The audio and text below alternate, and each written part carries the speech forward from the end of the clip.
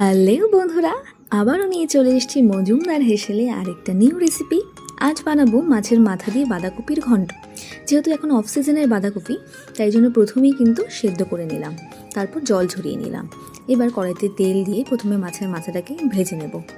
তারপর মাছের মাথাটা ভাজা হয়ে গেলে ওই তেলের মধ্যে দিয়ে দিচ্ছি সাদা জিরে, তেজপাতা আর দুটো শুকনো লঙ্কা ফোড়নে।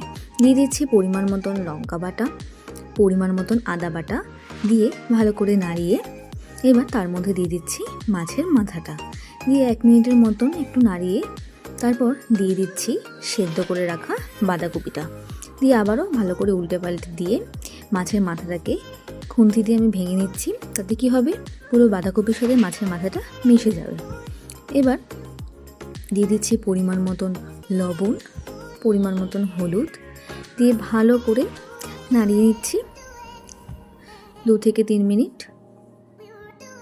এবার একটা বাটিতে 3 টেবিল চামচ চালের গুঁড়ো জলের সাথে ভালো করে গুঁড়িয়ে রেখে দিলাম। এবার বাঁধাকপির মধ্যে দিয়ে দিচ্ছি পরিমাণ মতন ঘি দিয়ে ভালো করে নাড়িয়ে নিলাম। দিয়ে দিচ্ছি ভাজা মশলা দিয়ে আবারও ভালো করে পুরো বাঁধাকপির সাথে নাড়িয়ে মিশিয়ে নিচ্ছি।